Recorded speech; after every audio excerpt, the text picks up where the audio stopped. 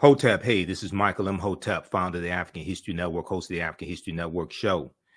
I'm a talk show host, researcher, lecturer, writer, and historian. I am here with one of my friends and one of our Grandmaster Scholar warriors, Tony Browder, historian and archaeologist. How you doing today, Tony? I'm wonderful, man. It's good to be able to connect with you again. Absolutely, man. I know yes, it's been a minute. We've talked through Facebook, man, and been trying to catch up with you in and out of the country, things like that. But Tony was one of my first interviews that I did in 2010 when I launched the African History Network show. And we're celebrating our 13th year anniversary. First launched March 10th, 2010, the African History Network show. And many people know Tony is the author of one of my favorite books, and we use it in my online history classes. I teach Nile Valley Contributions to Civilization. If you don't have this book, you have to get this book, okay? Nile Valley Contributions to Civilization by Tony Browder. So we want to have this conversation. I was talking to Tony yesterday, Friday, and today. We want to have this conversation dealing with why Nile Valley civilization history matters.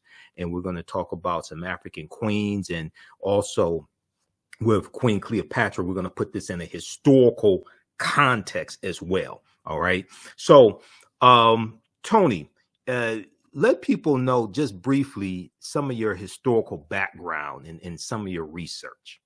Well, I am formally trained as an artist, a graphic designer.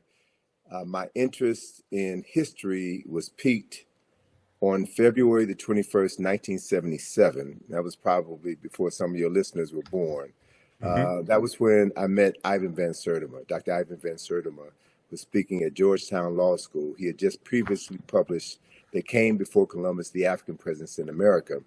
And it was during that lecture that Van Sertima documented the pre-Columbian presence of Africans from the Nile Valley who had built ships, navigated the Nile River, Mediterranean Sea, and made numerous journeys to the Americas, principally in Mexico, where they brought their cargo of knowledge, astronomy, architecture, engineering, and agriculture, and influenced, helped to jumpstart civilization in the Americas, and that they were known to these ancient people as the Olmecs. And there were at least 20 large heads of these stone-carved heads of these Africans that were placed on ceremonial temples and mounds throughout Mexico. And what really blew my mind was when Van Sertima said that these Africans who had come to Mexico from the Nile Valley were from Egypt, and they were black. They were from Kush, and they were black. And this was the first time in my life I had ever heard anyone say this, because everything that I had read, everything that I had seen in television, everything that I had learned in every school that I had attended, even though they were predominantly black schools, taught just the reverse. So my mind was blown upon hearing Dr. Van Sertima's lecture, and that prompted me to begin to revisit everything that I had learned. And then I discovered what I referred to as forbidden knowledge.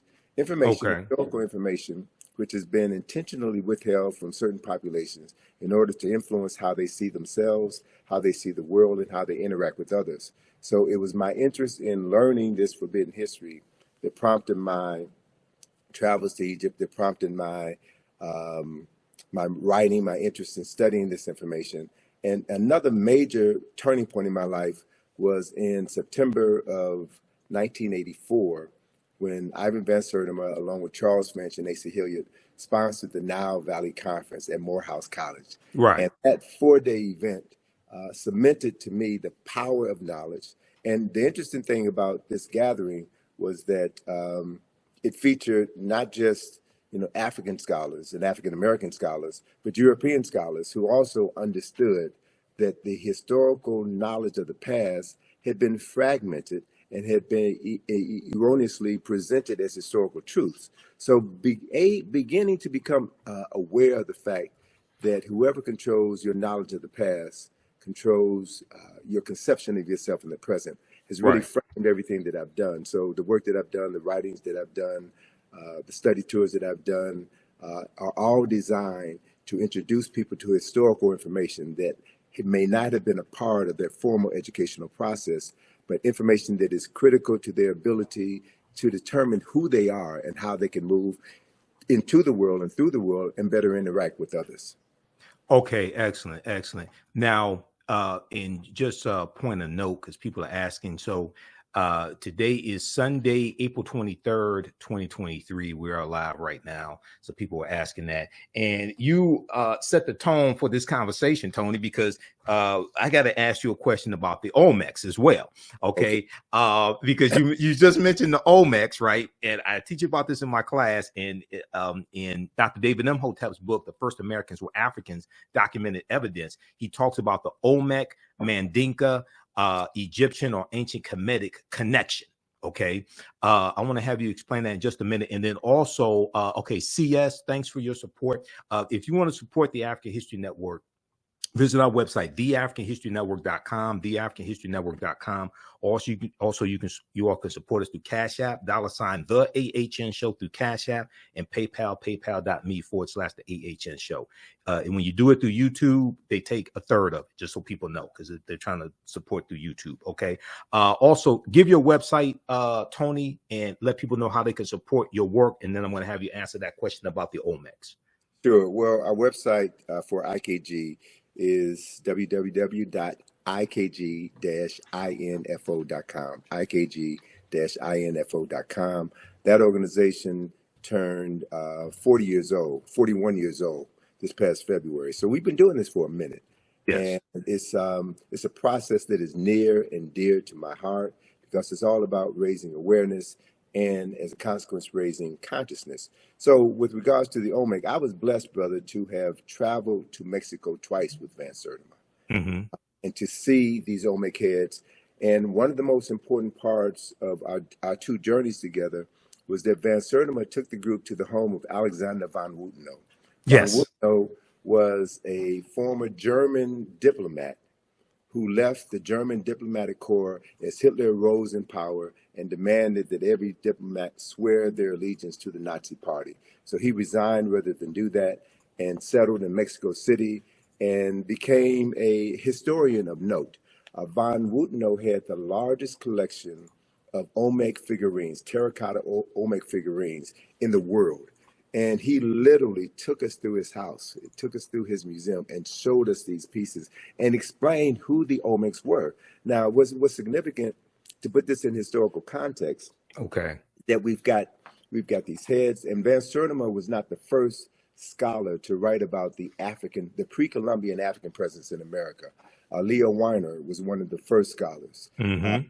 And even Von Wutenow himself has written extensively on this subject matter. So he's showing us that the selection of the very clay that was used to depict these Olmecs was a dark brown clay. And they had access to various colors clay. So he very skillfully and intelligently showed us the difference between the Olmec people and the Toltec people or the Mayan people based on the type of clay that was used to represent these people. So color was an important aspect of his presentation. Another important aspect, man, is that the year, I'm blanking on the year, but okay. The year that we met him was the year that the Berlin Wall had failed.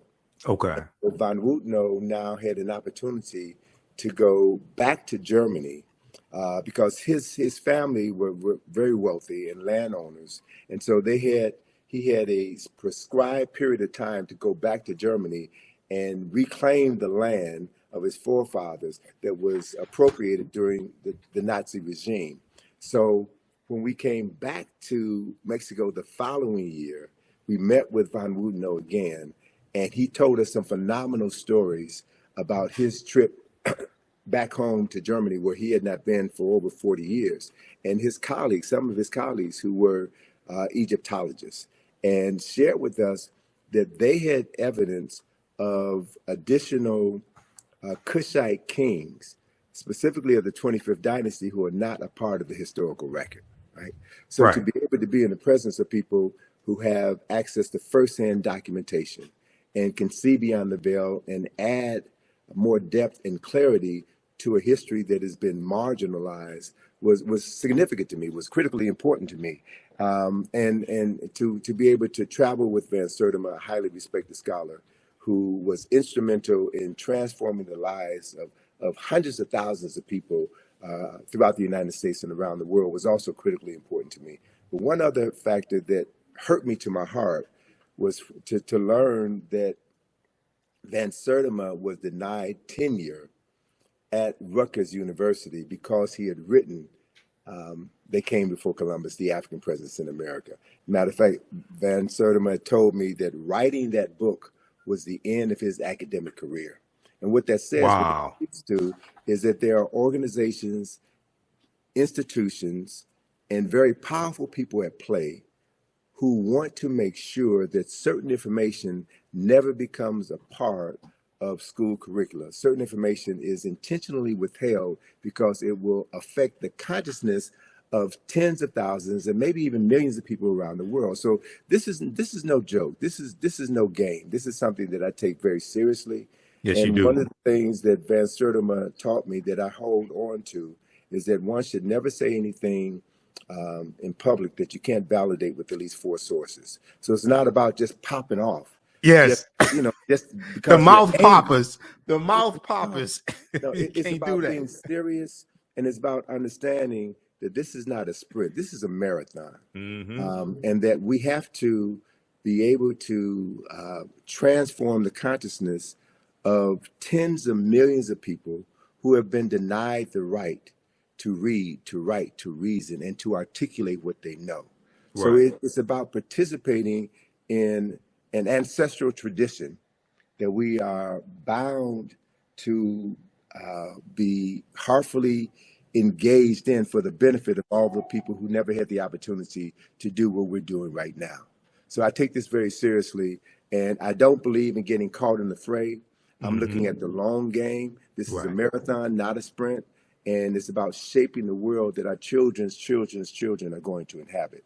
I also want to share with you, if you don't mind, man. Go ahead. We talked briefly about this concept of agnotology. Yes.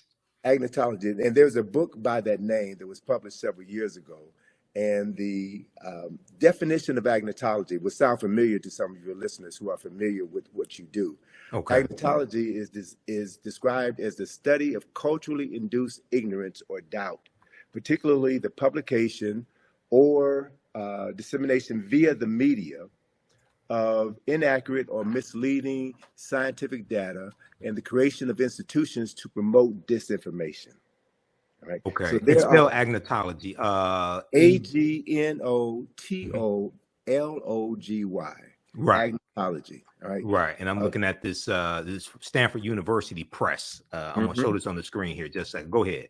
Okay. And so for those of us who have been studying this form of brainwashing, if you will, or propaganda, if you will, we should be aware of the book that was written by Dr. Carter G. Woodson in 1933 called The Miseducation of the Negro. Right. So agnotology is another word for miseducation. It is the intentional marketing of ignorance in order to move people in a specific direction. And so the media, based on my experience and my background in the media, marketing, advertising, and design, I know very clearly that the media, i.e. social media, is the most powerful form of mental manipulation ever created in the history of the world. And so we have heard about, Russians planting disinformation on social media in order to stir up animus in the United States during previous presidential elections. Correct. So folk who understand the power of misinformation and the power of being an unseen hand in the internet, in cyberspace. You don't know where these messages are coming from. People have a tendency to be, a large segment of the population is addicted to this information. They're addicted to information that excites them and moves them to emote as opposed to moving them to think and process what they're doing.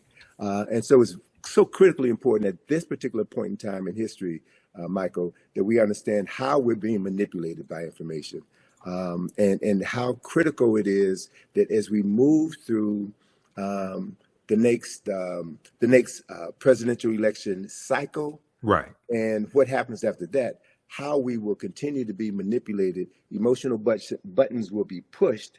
And as they're pushed, people will think less. They'll talk more and think less and engage in activities that will be detrimental to the well-being of society as a whole. So it's important to choose our arguments carefully and to have your talking points down pat and to know that those talking points are grounded in history, not mythology, not anger, not racism, but documented facts that can be substantiated. So when two people have a discussion, you bring your facts. And anyone who is a serious student of history knows that nobody knows everything. Correct. That as more information is being uncovered, it changes our perception of what we thought we knew.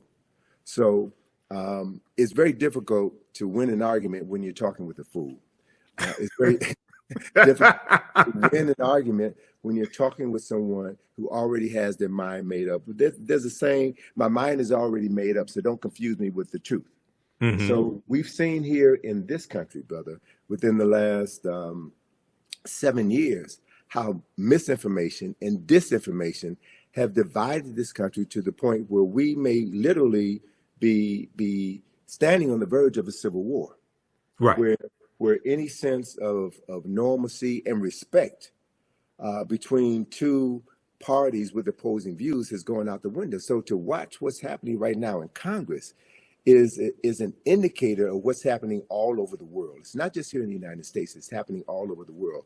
So it's like we're in a fight for the soul, not just of America, as certain politicians say. We're fighting for the soul of our consciousness. We're fighting for the soul of Africa. And I think if you're going to be engaged in that fight, you have to prepare yourself adequately. There is a statement that was made by, I think it was the U.S. Army in an ad that they did a couple of decades ago. They said that the first battle in any war takes place in the mind. Mm-hmm. And the first casualty of any war is always the truth, right? It's always the truth. So we have to be very clear about what we're talking about so that we can deal with the truth that stands on solid ground, and not a truth that liars speak in order to muddy the waters and to move people into a space where they won't be able to distinguish the truth from a half-truth, from an all-out lie. So these are the issues that I think that are so critically important for your listeners to understand. And it's also the reason why I just finished a 2-part webinar on why Nile Valley civilization matters. Okay. There's certain core information that has to be understood if you're going to engage anyone in any discussion about African history or Nile Valley history. And we've never been given the basic knowledge. So there are many people, unfortunately, who have a very pronounced presence on the web who read one book and all of a sudden become an expert on something that they know very little about. Correct. And so dealing with these issues, dealing with the larger issue is important. And that's also one of the reasons why we find here in the United States, there is an ongoing effort on the part of certain parties to suppress the teaching of African history, to suppress the teaching of American slavery. So, what's happening in Florida or Virginia or Texas is nothing but an effort on the part of a certain population to control the historical narrative and to perpetuate a point of view which disassociates them from decades of violence and murder and crimes against humanity. So I understand that. I understand why they're doing what they're doing because of what they have to protect. So my response to that is not to get angry for our former oppressors for saying that they're not going to continue to miseducate us. We have a responsibility and an obligation to educate ourselves. And that's what the Black consciousness movement was about in the 1960s, which led to the Black Studies movement, which has opened the door for us to have this level of conversation today. And there has always been pushback. There's always been pushback. And so we have to learn from the lessons of the past. learn how our scholars, our heroes and our sheroes were able to work around these obstacles that were placed in their path in order for them to continue to get the message out and raise multiple generations of people who now have a clearer understanding of what history is and why history is so critically important. Absolutely. And, you talked about dealing with facts. And I have a saying, those that have been following me on the African History Network show, if we disagree, let's disagree based upon the facts and the evidence, not the fact that you don't want to deal with the evidence. Okay. Mm-hmm. Number one. Number two, you talk about marketing. So many people know my degree is in business administration with a major in marketing from Wayne State University. The foundation of marketing is psychology.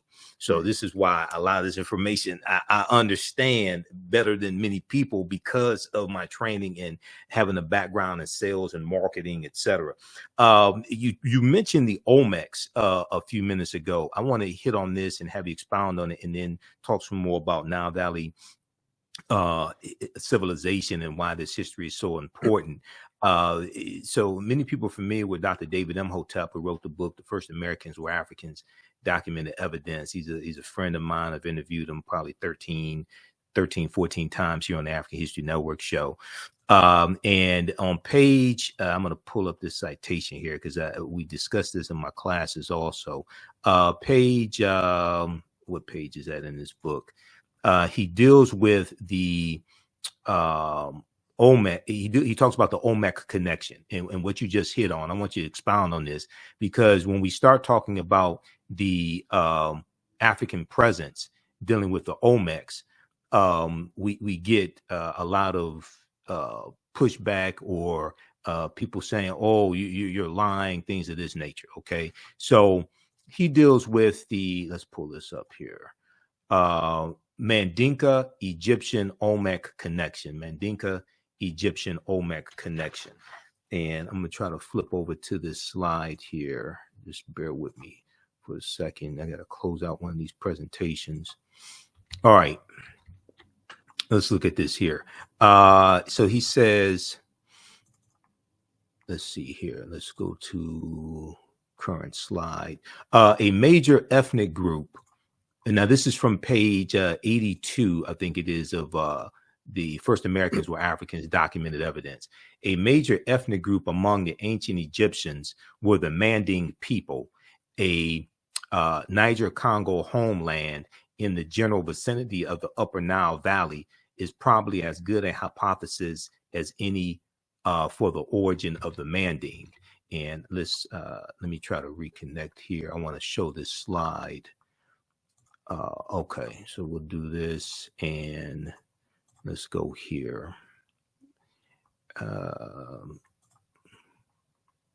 All right, resume slideshow. That's what we need. The Proto-Manding migration. The Proto-Manding migration had to have taken place during the African Aqualithic period. That was a wet period in Africa that lasted thousands of years at a time when the Sahara was fertile and had river systems and great lakes. All right, now I'm going to try to, okay, so go ahead and talk about, there's some more here I'll get to, but go ahead and talk about the Olmec connection, because when we talk about the Olmecs, you have people who say, oh no, the Olmecs they had nothing to do with Africa or anything like that. Who were the Olmecs, and what's the connection between the Olmecs and ancient Kemet? Sure.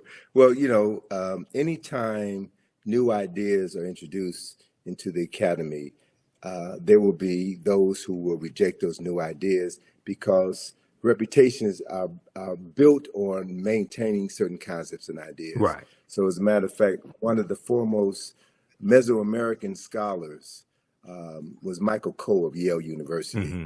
And he railed against Ivan Van Sertima and his publication, They Came Before Columbus, and the Olmecs, the fact that the Olmecs were African.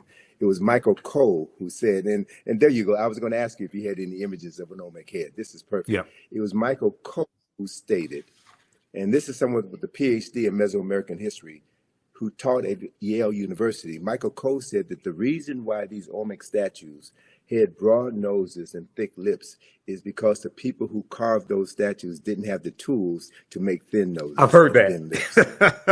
All right. So that quote came from Michael Coe. Okay. Spell his last name, please. Spell his last name. C-O-E. C-O-E. Michael Coe. Okay. Yes.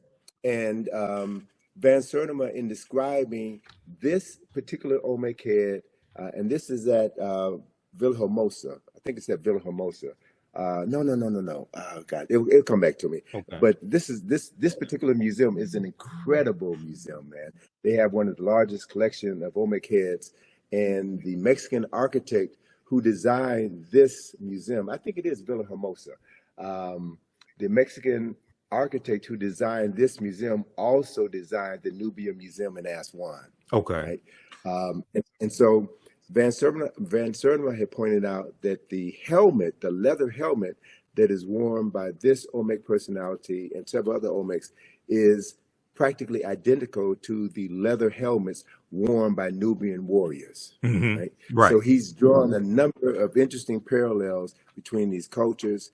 He's got maps in his book that shows the migratory pattern of the Olmecs from the west coast of Africa, who were able to catch currents that brought them over to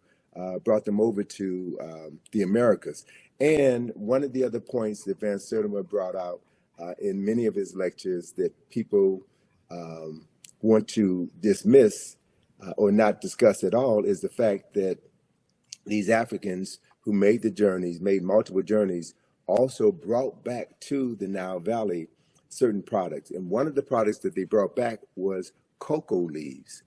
The coca leaves, the plants from the plant that is used to make cocaine. Right. And very few people talk about the fact that when a examination of the mummy of Ramesses II, one of the most significant kings in Nile Valley history, when a examination was done on the contents of his stomach, they found coca leaves in his stomach, right? And they only existed at that time. They only existed in the so-called New World.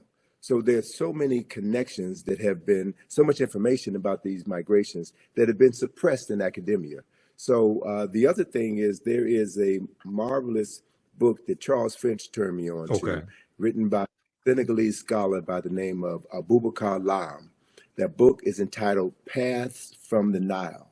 And this book documents multiple migrations from the Nile River Valley into the Niger River Valley. So David Imhotep had talked about before the desertification of the Sahara, this region of northern Africa was grassland, and you had multiple river systems that ran from east to west.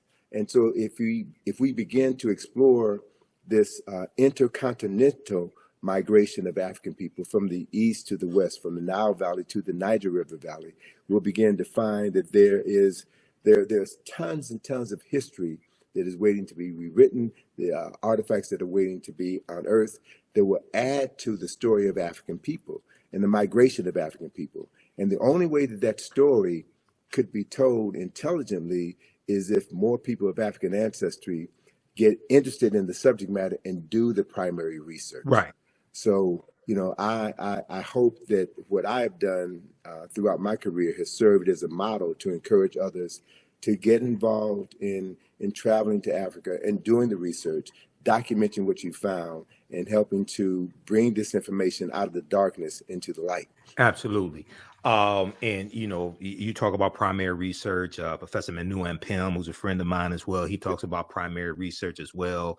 Dr. Leonard Jeffries, Professor James Small, those are two of my teachers. Professor Kabahai Wata Kamene, Dr. David Imhotep, they talk about the need for primary research. Okay, so this section here, this is from page 82 of The First Americans Were Africans, Documented Evidence. And as I said, Dr. David Imhotep deals with the Mandinka Egyptian Olmec connection, or the Manding. He said the Nile flowed west across the Sahara and emptied into the Atlantic Ocean during very, very ancient times. This would have enabled East Africans direct access to the Atlantic Ocean. The longer route would be to sail to the Nile River north to the Mediterranean Sea and then head west to the Atlantic Ocean. When the Manding reached Central America and began mixing with the local population, they were labeled Olmecs. Okay, when the Manding or Mandinka reached Central America and began mixing with the local population, they were labeled Olmecs. The Olmecs were supposedly a mixture of the Manding or Mandinka and American Indians, or people who we would term, Native Americans, or however you want to phrase that. Do not forget that the Manding made up the base of the Olmecs. So the Egyptians, or the ancient Kemetic people, the Kemet II, the ancient Kemites, the Manding and the base of the Olmecs are related to each other. So just briefly talk about that, because there's so much, there's so many attempts when we talk about the Olmecs, and we're not saying that the Olmecs did not have any Native American ancestry or anything like this. We're not trying to take away somebody else's history. We're trying to correct history. Well, so a couple of things I want to add to that. One clarification I want to make is that the Nile Valley flows from south to north, but within the lower Nile Valley, you had other river systems that flowed from east to west. So I just want to clarify one thing. So it wasn't the Nile Valley that flowed from east to west. It flows from south to north. The tributaries that flowed off of the Nile, or fed into the Nile. So what that implies, a couple of things. Those of us who have studied Nile Valley civilization, the Nile River is the longest river in the world, 4,120 miles approximately. It begins in the highlands to the south. There are two primary sources for the Nile River: Lake Nyanza in Uganda, now known as Lake Victoria, because when Europeans discover Africans, they rename things that Africans had. But that's the source of the White Nile. And then you have the Blue Nile, which comes out of Lake Tana. The Blue Nile is the primary source for 90% of the water that flows from Khartoum north into the Mediterranean Sea through Kush and through Kemet. By the time the waters from the White Nile reach Khartoum, where the two rivers join together, 90% of the water from the White Nile has evaporated. So it's not only the water from Ethiopia, but the silt in the water from Ethiopia that made the Nile Valley, the lower Nile Valley, the most fertile land on earth.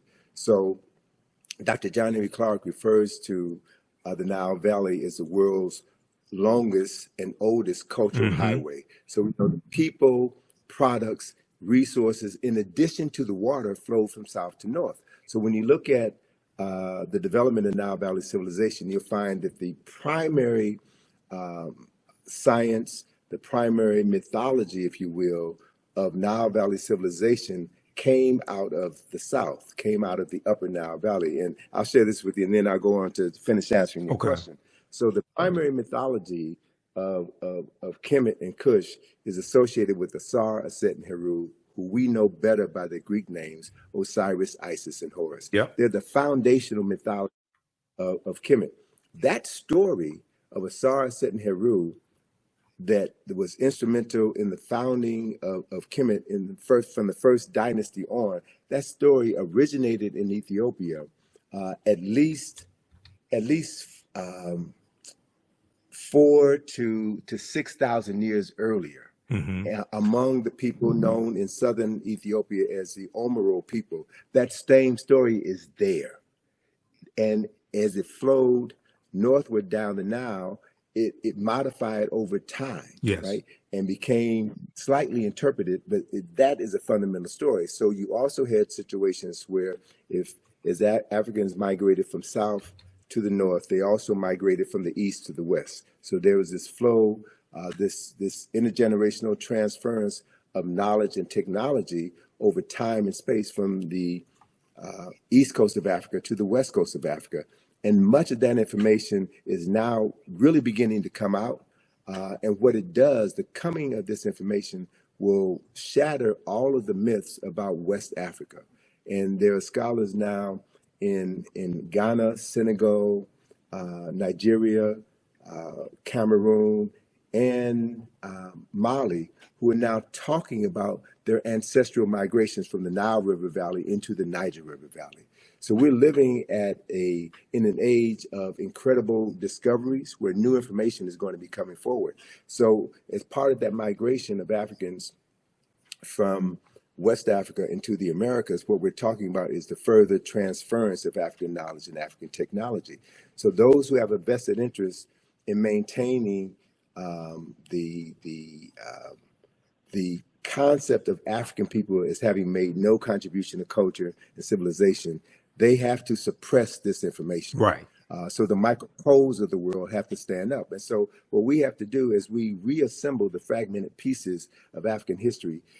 We have to be able to look at exactly what you said, the Olmecs.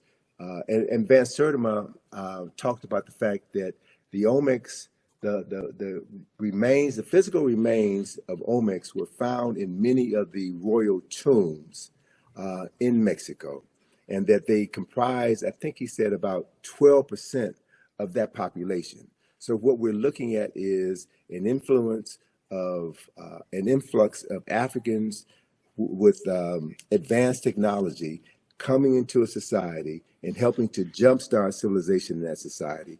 And you also had other people coming from other areas into that same society as well. So as Van Wooteno and others have pointed out, there are other people from other parts of the world who made contributions to the culture that was established by the Olmecs.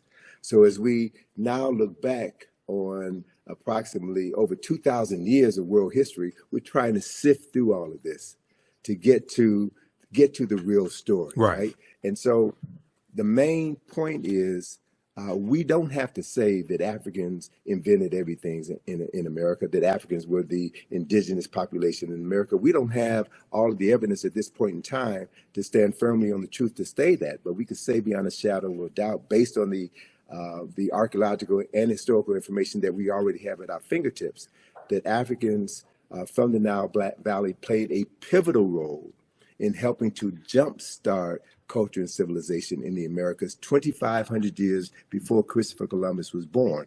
That's a fact. Mm-hmm. And so again, I'm not about just talking smack just to be talking smack. We talk facts. We talk facts based on the documented evidence that we have, and we also understand that not everybody is willing to accept the truth. Right. And so we teach the truth. We teach what we know to those who are ready to receive it. And we have to assume responsibility for doing that and not leave it to our former oppressor to teach our children, our most precious resource, teach our children information that would transform their consciousness. And with that transformation of consciousness, with them seeing themselves as people with a long documented history, as people with lives that matter, they will do what every culturally conscious person does, and that is tap into their ancestral memory. Right. See, that's really what all of this is mm-hmm. about, because when we look at the greater arc of human history, we have to acknowledge a fundamental fact that no people on this planet have been as marginalized as people of African ancestry have been on the continent and in the Americas. And part of that marginalization is about the usurpation of the historical memory of those right. people. And after the end of this process of enslavement, you still have to continue the enslavement of the mind, right? Correct. So whoever controls a person's thinking controls everything that they're able to do in their lifetime and everything that they're able to pass on to the lifetimes that will come after them. So it's a battle for the mind. It's always been a battle Correct. For the mind. And so knowing your history, going to sources, and being courageous enough to say, I don't know it mm-hmm. all, but I'm learning. As Neely Fuller says, I'm still learning. And as we learn, we get more information, and that information buttresses what we already know, or it provides a new kernel of truth that allows us to explore another field of study that expands what we thought we knew. Right. So this is the journey, and this to me is what this process is all about, man. And it's exciting. Yes. It's exciting to be engaged in this process. And it's also important to know that the closer you get to the truth, the more your enemies will try to suppress you. Yes. Right? That's when you know. That's when you know you're going in the right direction. So we can't allow ourselves, and I'm glad you put Dr. Jeffries up there again, because just 2 weeks ago, the powers that be came after his nephew, Hakeem Jeffries. Representative Hakeem That's Jeffries. not an accident. That's not an accident that is happening now. And they're bringing up issues that came to the fore in, what was that, 2001. 2001. Issues from 20 years ago, they're bringing it up. Why? Because Hakeem Jeffries represents this phenomenon that I'm truly beginning to embrace and wrap my mind around. And that is the major reason why people of African ancestry are still here. The reason why we have not been exterminated is because of the power that we carry within us, this genetic memory that has been driving us and allowing certain people within our group to overcome seemingly insurmountable odds. So it's not just us doing this, it's the ancestors working through us. And it's the acknowledgement of the ancestors, which has always been our greatest power, our greatest resource. So whatever others can do to make you feel that to be African is to be ignorant, to be African is to be shameful. Deny your African ancestry means that you deny your ancestors, which means you cut yourself off from your only salvation, right? So there, and unfortunately, brother, there are many of us, many of our people who deny that they're African, who deny that African people have ever done anything of any significance, who've bought into the narrative, bought into the lie. Those people will be marginalized by their unwillingness to embrace a larger historical truth, and that's on them. Right. Not everybody is going to get it. Not everybody is capable of understanding what is at play, and that are those people who have always been in opposition to the restoration of the African mind, the restoration of African consciousness, will always fund those people who will undermine this effort. That has always been the case. That's part of what COINTELPRO is counterintelligence program, yes. Yes, and also the use of government infiltrators to undermine organizations that were working on behalf of the advancement of African people. The Black Panther Party was infiltrated by these people. Anyone who saw Judas and the Black Messiah, right, saw that. And that story hit home to me because I'm from the west side of Chicago. Okay. You know, I know about Fred Hampton and Mara Clark. I was a freshman in college when Fred Hampton and Mara Clark were murdered. Went to school with a young lady who was in the house the night of the murder. So to have her give her description of what happened, and then to read in the newspaper, the Chicago Sun-Times, or to watch on the news, Mayor Daley, Edward Hanrahan, and other government officials give their version of the story, that's when the covers came off for me. That's when I began to realize that the media lies, the politician lies, that people have a vested interest in perpetuating a false narrative in order to maintain their power and suppress any effort on the part of African people to free their minds. So these issues are critical, man. And we cannot, you know, we cannot have a short-term memory when we're dealing with long-term issues. Look at what happened in the 60s. Look at the rise of the Black Power movement, the Black Consciousness movement, and the things that the government did to shut that down. The introduction of drugs into our community. Again, I'm from the west side of Chicago, so I can tell you specifically what happened when cocaine was allowed to come into the community unabated. What the film, and this is again the power of the media, what the film Superfly did to destroy conscious Black folk on the west side of Chicago. Right, the original Superfly with Ron O'Neal, the original Superfly. Yes, exactly. Yeah, exactly. So I was in Chicago, man, when that film came out, and I saw how cocaine when the blaxploitation movies, and very quickly, and I know we only have a few minutes left here because I know you got to run. A couple things I want to hit on that, but very quickly because people are asking. Also, if you want to support the African History Network, you could do so. Cash App, $ the AHN Show through Cash App or through PayPal, paypal.me/the AHN Show. We have the links on our website, theafricanhistorynetwork.com. theafricanhistorynetwork.com. I put the links there because some people have set up fake African History Network Cash App accounts and they've been stealing money from us. Okay. So we have the actual links there. You can click on it to support Tony Browder in the work that he and his daughter Atlantis Browder do. Okay. Go to IKG-info.com, IKG-info.com. You mentioned Superfly, and I want to talk about that for just a quick minute, and then have you connect Nile Valley civilization and history to Queen Cleopatra, put it in a historical correct context. Okay, we're not going to let that dominate the conversation. Nathan McCall, the author Nathan McCall, he had a book out in the 1990s called Makes Me Want to Holler. African-American Man Makes Me Want to Holler. And I read his book, and he talked about how in the 70s the movie Superfly made he and his friends want to sell drugs, to live that type of lifestyle. Okay.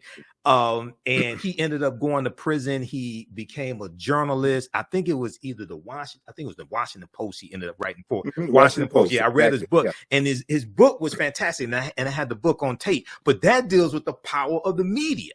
Okay. And Dr. Leonard Jeffries has talked about previously how those blaxploitation movies, not all of them, there were some good movies, but how some of those movies showed us in the worst light and promoted drug usage, pimping, selling drugs, things of this nature. And white people profited off of these degrading images of African Americans. Right after Dr. King's assassinated in 1968, Malcolm X assassinated in 65, the Black Panther Party for Self-Defense is infiltrated and largely derailed. Okay. And then you have these movies. So we got to understand that chronology. Connect the Nile Valley civilization history to putting Queen Cleopatra VII in the correct historical context, please. Great. So the perfect example I can give you is the work of Dr. Asa G. Hilliard III, who established a framework for understanding Nile Valley civilization. And he divided Nile Valley civilization into 4 golden ages. The first golden age was dynasties 3 through 6, when all of the Mir or pyramids were constructed. The second golden age was dynasties 11 and 12. 11 and 12, when all of the great literature, the philosophical literature, the scientific literature, the moral literature for the nation was established during that period of time. The third golden age and the longest golden age is dynasties 18 and 19, when Kemet was forced to become an imperialistic nation because of continued intrusions from the north. And then you have the last golden age, the fourth and final golden age, which is the 25th dynasty, which is what Dr. John Henry Clark referred to as Africa's last great walk in the sun. It was the last time in history that Africans were the wealthiest and most powerful people on the planet. So if you understand that framework, then after the 25th dynasty, and there were 30 dynasties in the history of dynastic Egypt, Kemet civilization fell in 332 BC with the advent of Alexander of Macedonia conquering Kemet and turning Kemet into Egypt. Egypt is a Greek word. Pyramid is Egypt Greek. is a Greek word. So most of the names of African places and things and people have been changed by non-African people. So if you don't know the original names, you'll never be able to understand the history, the culture, the science, the philosophy, and the concepts as they were originally created. Let me give you one example of that. Pyramid is a Greek word, which means little flat cake, like a pancake. The original word for that structure is Mir, M-I-R. And the word Mir means the place of ascension. So Mir, there are no bodies buried in any pyramids of Mir in the entire Nile Valley. None, zero. So anytime anybody tells you that the pyramids were tombs, that is a lie, whether it's an intentional lie or unintentional lie based on ignorance. Mir were always built over tombs. The tombs were underground. So the word Mir means the place of ascension. The place of ascension. And the purpose of a Mir was to facilitate the ascension of the soul buried underneath it into heaven, where that soul would be reborn. And they were very specific about where in heaven a soul would go to be reborn. So the first text which documented this journey of the soul into the afterlife was carved in the burial chamber of a tomb known as the Pyramid of Unas, right? So it's in his burial chamber where you find the oldest written religious documents in the world were inscribed on the walls of this particular tomb that talks about the soul, that talks about the process for the salvation of the soul, that talks about the judgment of the soul, and the place where souls go to be reborn. So the framework for Western religions can be found in the Nile Valley. So it's important to reclaim the names. It's important to understand chronology and history. So in that context, yes, Alexander of Macedonia conquered Kemet in 332 BC, and the word Egypt derived from the name Ha-Ka-Ptah, which is the temple of the spirit of Ptah in the city of Mennefer, which was later renamed Memphis by the Greeks. And so that word Ha-Ka-Ptah became Aegyptus, which was Latinized and became Egypt. Yes. That's how that word devolved. Not evolved, it devolved because it lost its essence through the evolution of the word. And so once Alexander conquered Kemet, and he became so enamored by the 3,000 years of historical knowledge that he had inherited by virtue of conquest. And so he no longer referred to himself as Alexander, son of Philip of Macedonia. He called himself Alexander, son of Ammon, son of Amen, the unseen presence of God Almighty, which is a upper Nile Valley concept, right? And so the Greek rulers then descended from Alexander's line, and Cleopatra is the last of these Greek rulers. So Cleopatra, for all intents and purposes, Cleopatra was not African. She was not Kemetic in the literal sense of the word. And so my thing is, don't get caught up in Cleopatra. There are other personalities of more historical and cultural significance who we should be focusing our attention on. So I would bypass Cleopatra discussion and focus on Queen T, who was one of the baddest queens in human history. She was one of the most powerful rulers on earth. She was the wife of Amenhotep III, and their statue in the Egyptian Museum in Cairo is the largest statue in that building. And anyone who looks upon that statue could see the nationality or the race, if you will, of who these two African people were. And it's very clear that we understand the chronology. Queen T was the wife of Amenhotep III. The son was Amenhotep IV, who changed his name to Akhenaten. And Akhenaten's son was the person that we call King Tut. So if you understand the history, understand the chronology, you can focus your attention on subject matters that are more worthy of discussion than Cleopatra. Not to dismiss her summarily, but Cleopatra is about as significant as Meghan Markle. I'm just saying. Right. Context is everything. Context is everything. So look at, and there, thank you for that image of Queen T. Now, that's a very small image of Queen T. And what I would also suggest those of your listeners who live in New York, go to the Metropolitan Museum, the Met Museum, and you'll see an image of Queen T in the Met Museum. But that image of Queen T has half of her face destroyed. And there was an article that was written in the 1970s that was an attack against African-centered scholars. And Asa Hilliard brought this knowledge to our attention. The people from the New York Times had interviewed him as part of this same debate that folk are having right now about Cleopatra and African history. And Asa Hilliard showed this image of Queen T.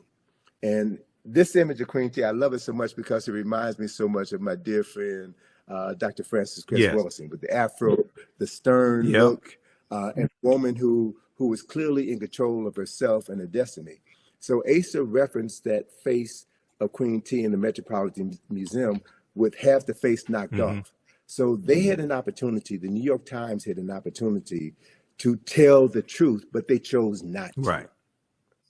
And so these are the games that we're playing with. And we have to, be very careful about who we get our information from. We should read everything, but read everything with a critical eye so that you can discern when someone is being deceptive. You can discern when you're being immersed into aspects of the truth so that you can ground yourself on the truth and not be led astray by arguments or false narratives that are designed to neutralize your strength, your power, and to waste time. Yes. We really don't have any time to waste. Yeah, absolutely. And speaking of time, I know you have to run, so I want you to let people know about. You told me Egypt on the Potomac tour is going to start back up. Give people the website, and then family watching. As soon as we finish with Tony, I'll let you know about my online history classes I teach on Saturdays and Sundays, because we have a class today at 3 p.m. Eastern Standard Time. Go ahead, Tony. So through our company, IKG, we have been presenting this information for over 40 years. We've done numerous publications. We have numerous activities. One of our most significant activities is our Egypt on the Potomac field trip, which is something that I created in 1986. So Egypt on the Potomac is designed to show people the Egyptian presence, the Kemetic presence in Washington, D.C. Right. And I've done research. We've been doing this for well over 30 years, and no one has ever challenged me based on the information that we put forward to show that America's founding fathers chose examples from the Nile Valley, from Kush and Kemet, in order to establish the foundation for what has become the capital of the wealthiest, most powerful nation in human history. So that activity has been curtailed for the past 3 years because of COVID. But beginning on May the 6th, we will have our regular 3-hour bus field trip of Washington, D.C., where we will take you through various locations throughout the city, and explain the architectural, the symbolic, and the mythological elements of Nile Valley civilization, which have literally been hidden in plain sight. We connect the dots, and we empower people with the ability to see their history and use that history to transform their consciousness. So anyone can go to our website, ikg-info.com. We also have another project that we're going to be unveiling at the Thurgood Marshall Center, where we're based in D.C. It's the John Henry Clark Enhanced History Project. This project, we have 400 square feet of wall space where we're going to be using information inspired by the work of John Henry Clark to tell the story of people who've been written out of the respectable commentary of human history. And this project is my response to certain historical shortcomings in the National Museum of African American History and Culture, which is a phenomenal structure. The only issue that I have with it is that it begins our history in the basement, and it begins our history with slavery. Right. It doesn't talk about who we were prior to our enslavement. Exactly. So the cornerstone of the John Henry Clark Enhanced History Project is a 25-foot long mural, which illustrates 8,000 years of African excellence and success, an undeniable 8,000 years of African excellence and success, which was undermined by the Ma'afa, the European and Arab enslavement of African people. But we have come through the Ma'afa. We have survived. Yes. And through the work that you're doing, through the work that others are doing, we are doing our best to bring forbidden knowledge into the community that needs the knowledge the most, so that they can transform their consciousness and create a world that is worthy of their children and their children's children's inheriting, based on accessing ancestral knowledge and recreating the genius that we were born with. So that's the process, man. And let me just, in closing, let me just share that my good colleague, Charles French, has a new book coming out next month. It's 10,000 years of Nile Valley history. Okay. 10,000 of Nile Valley history. So I'm really pleased to see that there's more scholars, more sisters and brothers who are doing the work and documenting a history that has been suppressed for so long.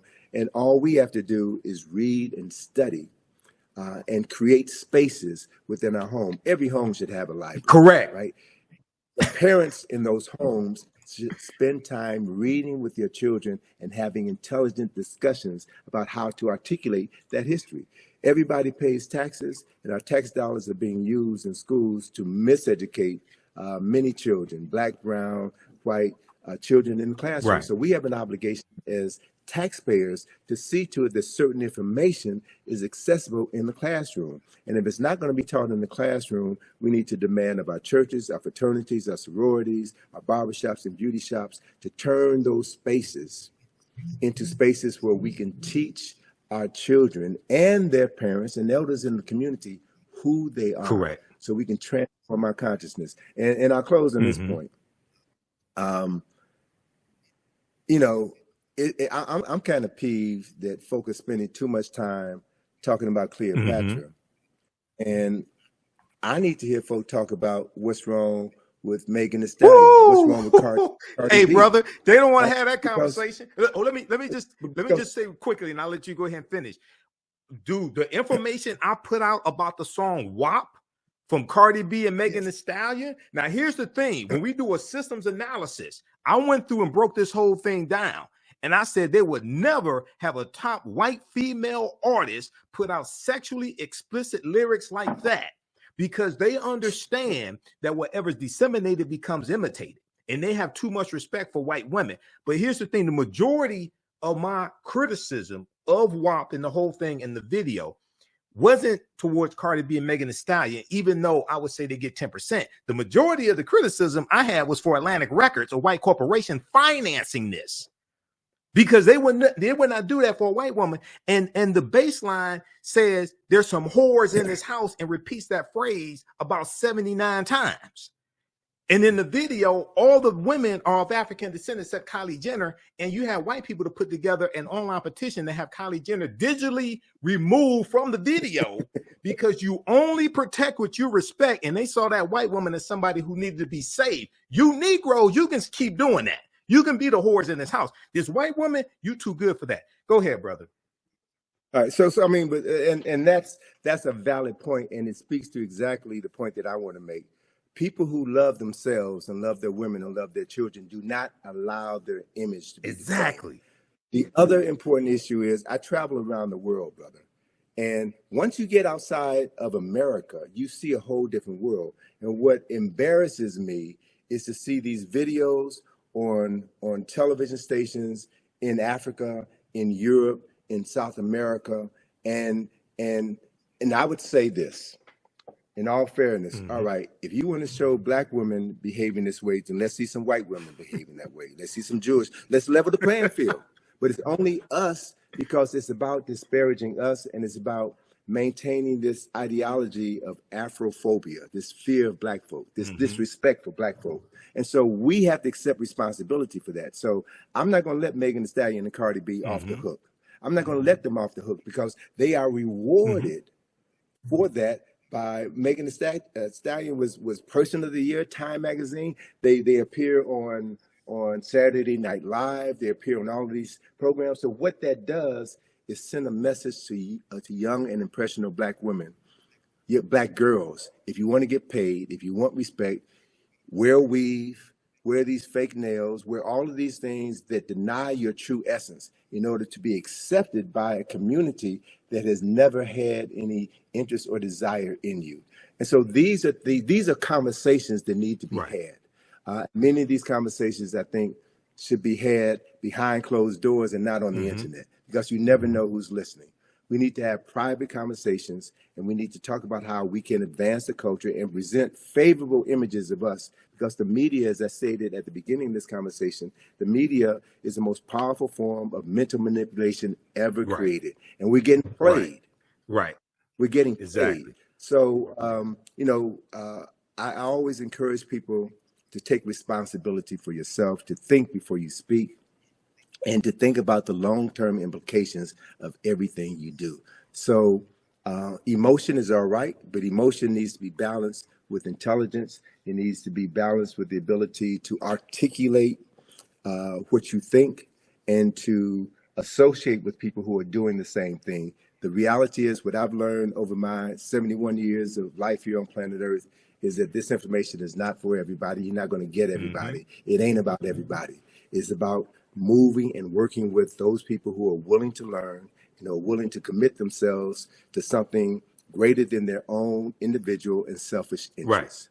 It's about building for future generations. So that process is happening, brothers. I'm encountering more younger sisters and brothers. When I say younger, I mean folk in their 20s, 30s, and 40s who are finally getting it, who are thirsty, who want this information. These are the people that we need to be focusing on. We need to help frame the historical understanding of topics so that they don't get sidetracked by these games, by these traps that are set up just to waste their time, but stay focused like a laser, do the work, love yourself, right? And demonstrate that love and how you interact with other people who look like you, and build something tangible together that is going to outlive you, something tangible that can be passed on to future generations. And if you can do that, man, if you can do that throughout your lifetime, then we can say that the day will come when our ancestors will return and have bodies to use that will allow them to create heaven on earth once again. It doesn't make sense to me, and I keep saying I'm going to close on this. But hey, just take your time, man. I know you got something to do after this, but take your time. I'm not rushing you. Okay. It doesn't make sense for me personally to talk about your ancestors were kings and queens if you're acting like fools and jerks, right? Yep. And the other reality is that less than 0.1% of any nation's rulers were kings and queens. The vast majority of people were ministers and prime ministers, were scholars, were researchers, were scientists, were astronomers, were physicians, were healers, were masons, were architects and engineers. They are the people who made the nation. The king or queen was just a figurehead. So I want to redirect the conversation. I want to redirect the focus on something that is practical. It's just like saying, you want to be president of the United States. Anybody with any sense knows the president of the United States does not run the United States, right? And so it's the people who comprise this country who make this country what it is. And we know, people of African ancestry should understand very clearly that it was our ancestors and their free labor that helped to make this country the wealthiest and most powerful nation in human history. So we have an obligation as descendants of enslaved people who survived the Ma'afa. We have an obligation and a responsibility to use the resources that we have access here in this country to educate ourselves, right? Because what we know shapes the consciousness of African people all around the world. We talked earlier about the Black consciousness movement in the 1960s. And the powers that be saw how the Black Power movement influenced Steve Biko in South Africa. And he replicated a similar movement. It was happening in other parts of Africa as well. So the colonizers had to shut that down. And you shut that down by introducing films that divert our attention and have us praising drug dealers and ungodly behavior. And that then becomes the framework with which we see our future. So if we use this technology properly, we have the opportunity to access millions of minds in a matter of minutes and introduce a new narrative. That's what this opposition is all about. Shutting down the conversation, shutting down the power.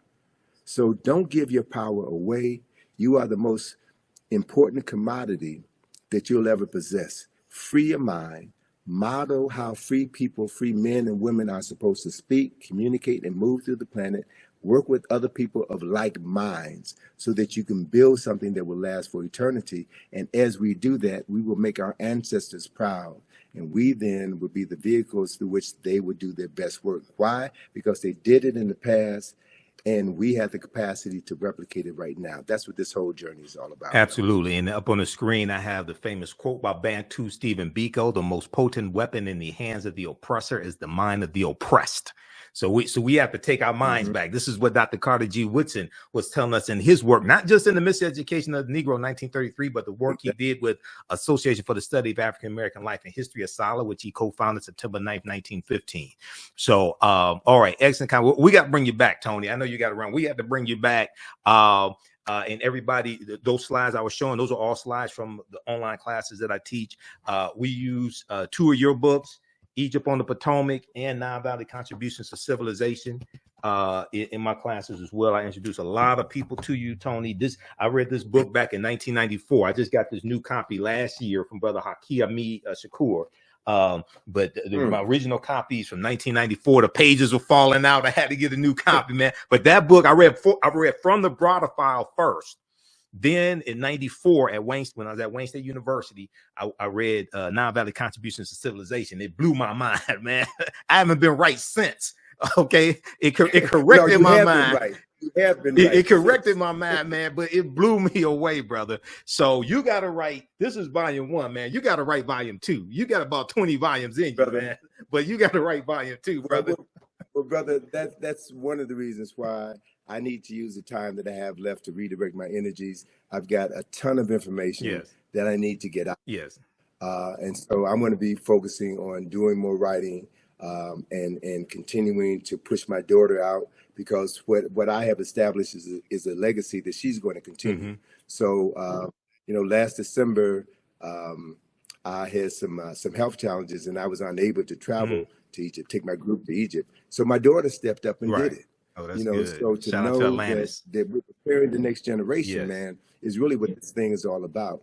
Because we're not going to live forever, and we can't do everything ourselves. So we should be training cadres of young people, man, to know who they are and to live that knowledge in everything that they do.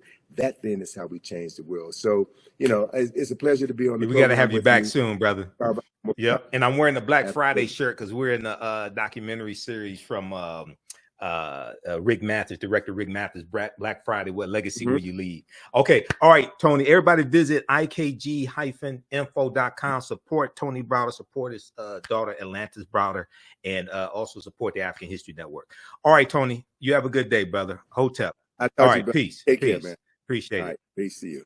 All right, everybody. So that was one of our esteemed scholars, one of my friends for years, Tony Browder. He was one of my first interviews that I did in 2010 when I launched the African History Network show. I'm going to give you a little information about the online history classes I teach on Saturdays and Sundays. I'm Michael Imhotep, founder of the African History Network, host of the African History Network show. I'm a historian, been studying history 31 years. I'm a researcher, lecturer, writer, historian, talk show host. You see me on Roland Martin Unfiltered on Fridays. I'm a political commentator as well. You see me on Faraji Muhammad show, The Culture, also. You can support us, $, the AHN show through Cash App, and also through PayPal, paypal.me/the AHN show. Visit our website, theafricanhistorynetwork.com, theafricanhistorynetwork.com, or africanhistorynetwork.com. It'll redirect you to our new website because I just bought back my domain name, africanhistorynetwork.com. We lost it, and I just bought it back. So, okay, let me see.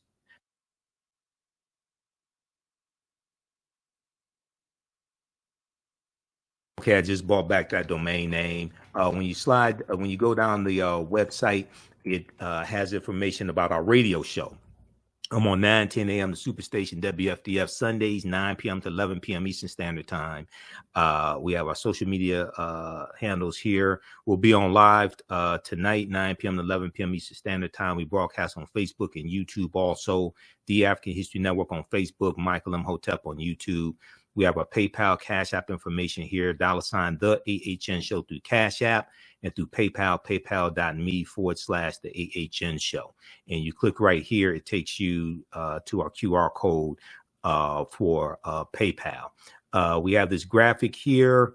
This shows the actual Cash App tag, $, the AHN show, SHOW. When you go to it, it says Michael. It may show my picture. There are about 5 fake African History Network Cash App accounts I've identified. I opened up an investigation with Cash App last year. I'm still trying to get them shut down. So these other ones like $, the AHN SHO, or $, the AHNS. These are all fake African History Network Cash App accounts. They've been stealing money from us. So I teach 2 online history classes, Saturdays, 2 p.m. to 4 p.m. Eastern Standard Time, Ancient Kemet, the Moors, and the Ma'afa.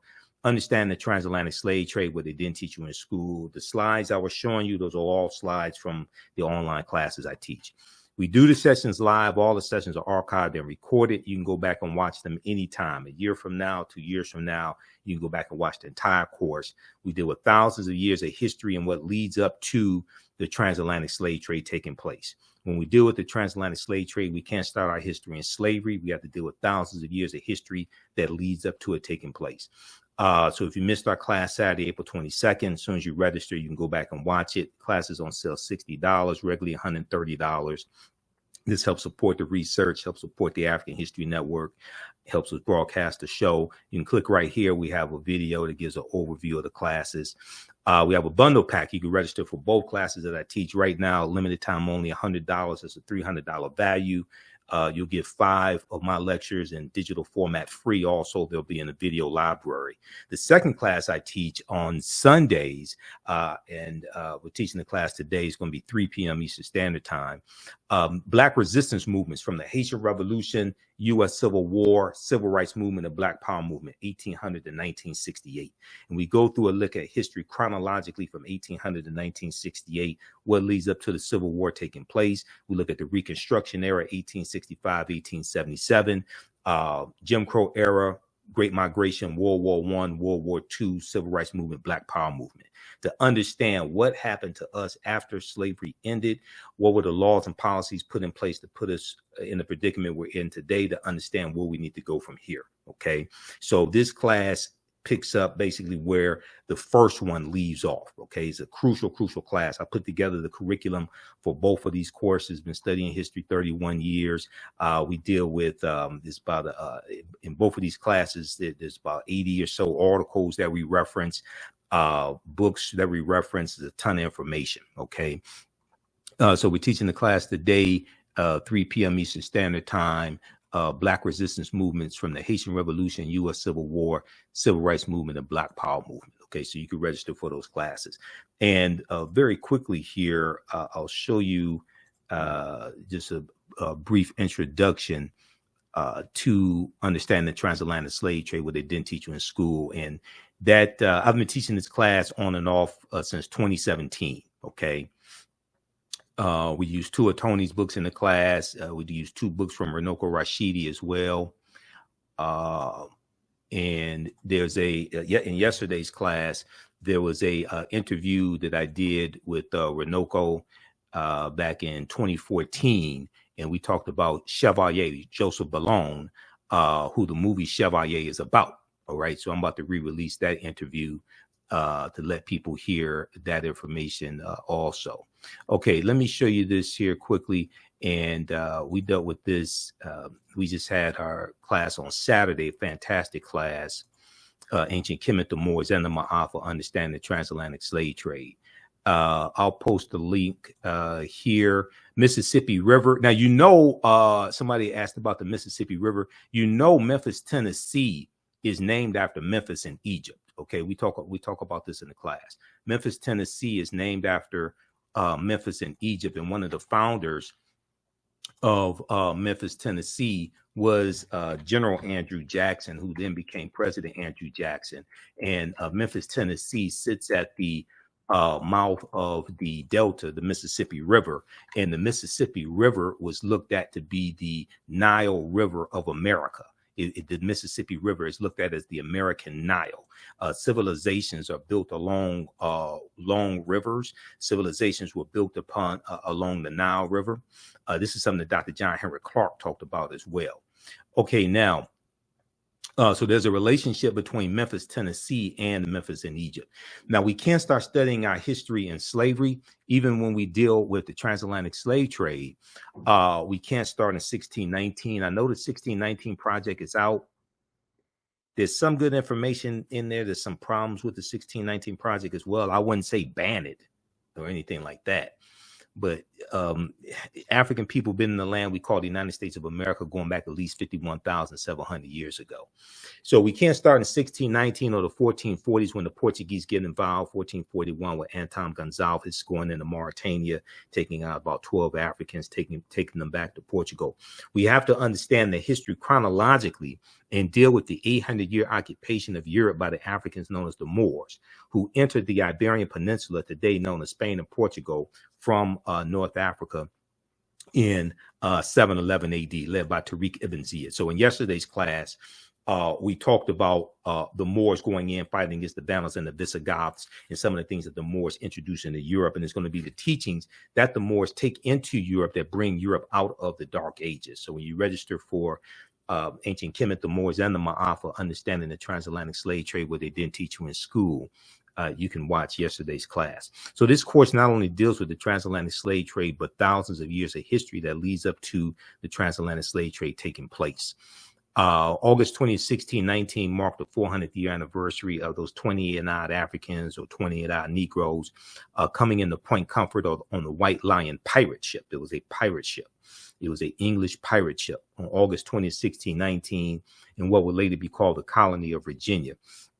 This year was known as the Year of Return, as many African Americans were and continue to reconnect to Africa and are traveling to Ghana and other West African countries. When we discuss the transatlantic slave trade, we have to first understand that African people are the original people of North, Central, and South America and have been in the land we call the United States of America at least 51,700 years. So as we talked about with Tony, Dr. David Imhotep, the first Americans were Africans, documented evidence, his book. His second book came out in October of 2021. The first Americans were Africans, revised and expanded. On page 14 of his book, he deals with evidence found in Allendale County in South Carolina by Dr. Albert Goodyear, who's an archaeologist at the University of South Carolina. This was a discovery made in 2004, and they found 13 different types of evidence to thoroughly document an African presence in the land we call the United States of America, going back at least 51,700 years ago. They found artifacts, architecture, campsites, carvings, Egyptian writings, footprints in lava, genetic M174D haploid groups dealing with DNA and genetics, linguistics, paintings, skulls, skeletons, structures, and tools. They found 13 different types of evidence. This is why we can't start our history in slavery. The original people of the land that we call the United States of America were African people. Okay, these were the Khoisan. The Khoisan have the oldest DNA on the planet. They come from Southern Africa.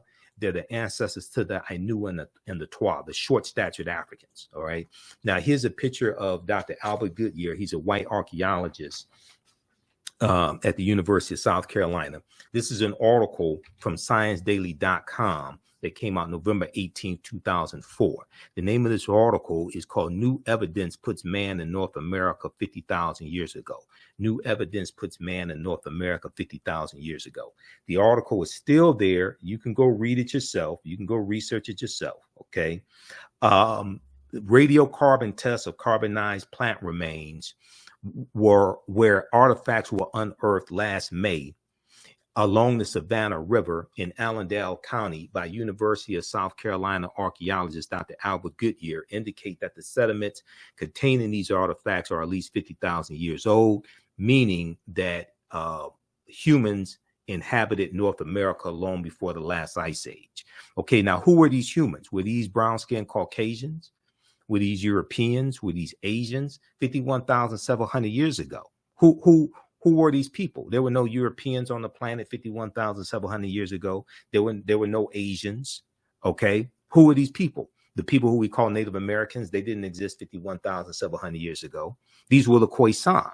Now, in October 2012, genetic study published in Science magazine found that the Khoisan in Southern Africa are the oldest ethnic group of modern humans, with their ancestral line originating about 100,000 years ago. The Khoisan, formerly called by the derogatory term Bushmen, are genetically unique and no other currently known population had separated so early from our common modern human ancestor, according to the report. Okay, now here are two Khoisan women. These are the short-statured Africans. Okay, now the Khoisan live mainly in Southern Africa in territory spanning Botswana, Namibia, Angola, Zambia, Zimbabwe, and South Africa. They are largely divided into two groups: hunters and gatherers, known as the Sans people, S-A-N-S, and keepers of the livestock, known as the Khoi Khoi people. The Khoisan languages include the distinctive click sounds that are not found in the languages of their neighbors. So AtlantaBlackStar.com had a good article called 5 Ethnic Groups That Prove the First Humans Were Black. 5 ethnic groups that prove the first humans were Black. Okay, so this is just a sample of the type of information we deal with in this class. It's a 12-week online course. We deal with thousands of years of history. We look at archaeological discoveries that have come out in the last 15, maybe going back 20 years. We look at the discovery of Thomas Heraclion that was discovered, that was revealed in 2013. They had been doing the excavation even before then. And this is the lost city of Egypt that was built around 8th century BC, okay, lost for about 1,200 years, the lost city of Egypt. And they found 16-foot tall statues, gold coins. They found dozens of ship anchors, things like this at the bottom of the sea. All right. We deal with different archaeological discoveries like this one coming out of Morocco in 2017. This one, now what we see as more and more of these archaeological discoveries come out, we see that the deeper they dig, the blacker the planet gets, the more research they do, the older we get. All right. So this discovery here pushed back the timeline about 100,000 years. And people like Dr. Charles Finch, who Tony Browder mentioned, people like Runoko Rashidi and other scholars, they've been saying that Homo sapiens are at least 300,000 years old and not 75,000 to 100,000 years old. So this is an article from NBCnews.com. We're older than we thought. New find pushes human origin back 100,000 years. This is an article from June 7, 2017. I remember the date because that's my birthday. It's not just Prince's birthday. Is my birthday also. Modern humans evolved much earlier than previously thought, researchers reported.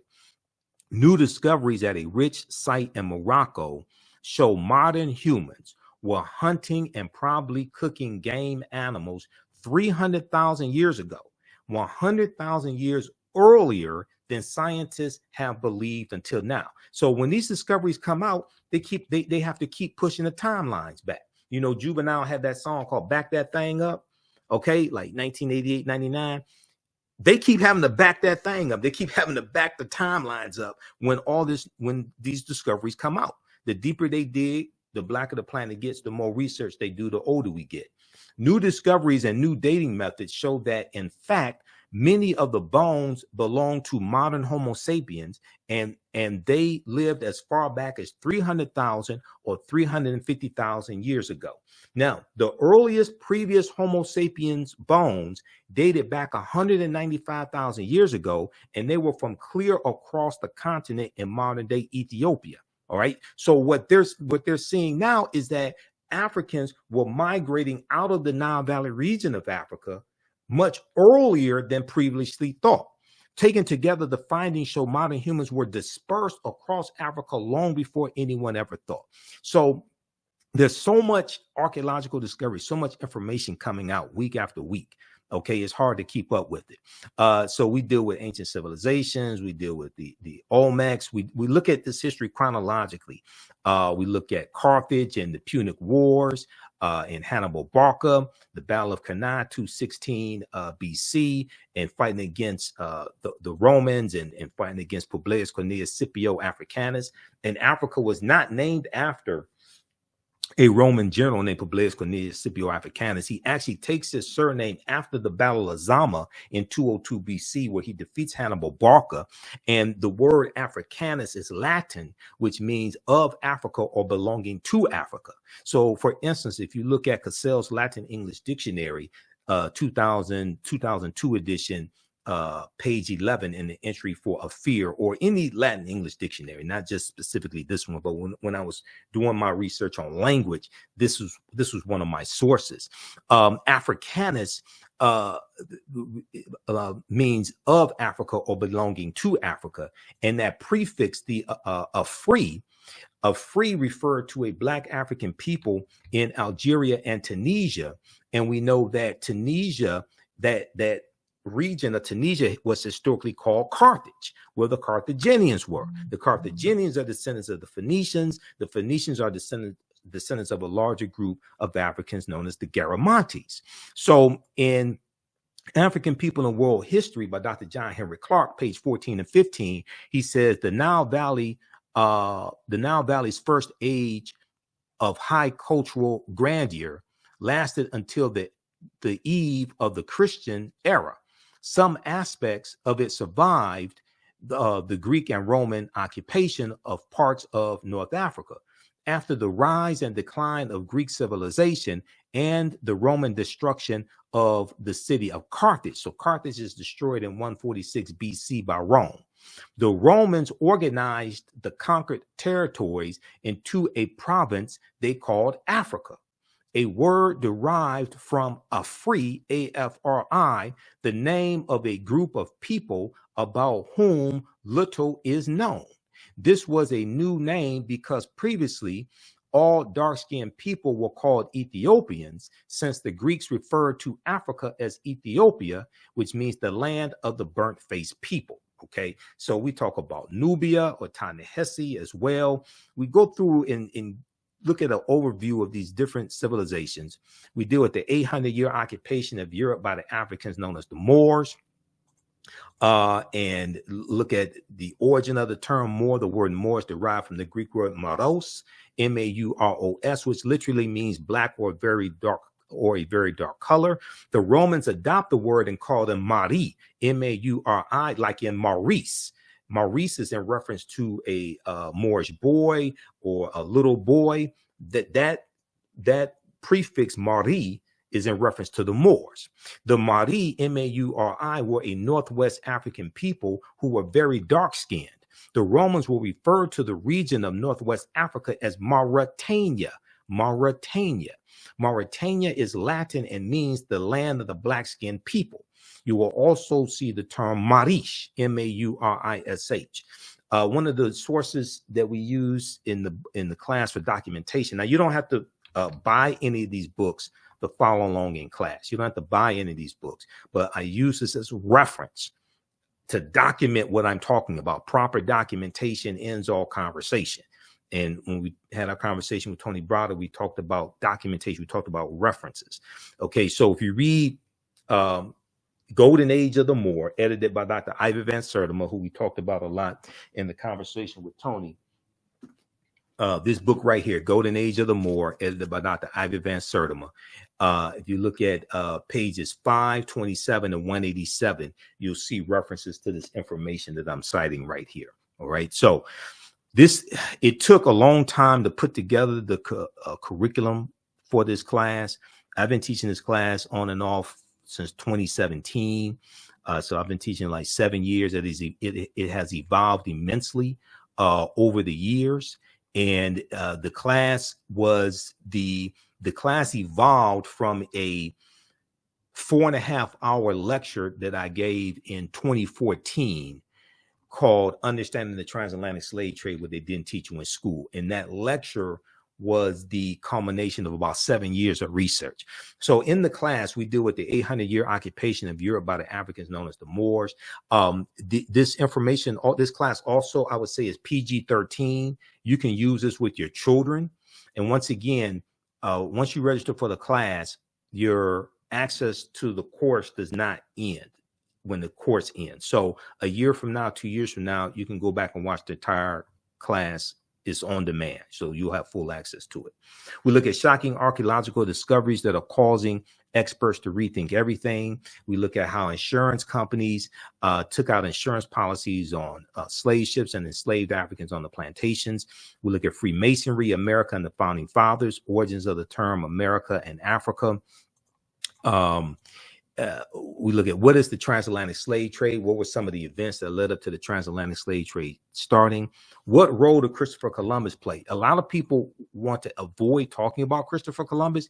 You have to talk about Columbus because Columbus is central to the expansion of the transatlantic slave trade. He wasn't the only person, but Columbus is critical in understanding the expansion of the transatlantic slave trade and where he went on his 4 voyages. Okay. When did Africans first come to the U.S. as enslaved African people? We'll deal with that as well, because this was before 1619. And even in 1619, most of what we know about August 20, 1619 is incorrect, because codified slave laws did not exist in the 13 colonies in 1619. Those Africans are put into a form of indentured servitude, and they're released after something like about 5 to 7 years. Okay, codified slave laws first come to the colony of Maryland in 1641. Okay, this article right here. So when you see me like on Roland Martin Unfiltered, and you see me on Faraji's show, The Culture, on Roland Martin's network, the Black Star Network, and you see me break down this history, the reason why I'm able to do this is because of the extensive research that I do. Okay, this ain't a game. And as Tony said, like, I got 2 huge stacks of articles. This is half or 1 stack of the articles I had next to me. So I have like thousands of articles printed up here in the office. This is continuous research. This is not a game. All right. This is a historical marker at Fort Monroe, and it notes in Virginia, and it notes the arrival of the first Africans in Virginia. Okay. This comes from a critical article from VirginiaMercury.com, August 11th, 2019. The name of this article is "Much of What We've Been Told About Virginia's 1619 First Africans is Wrong."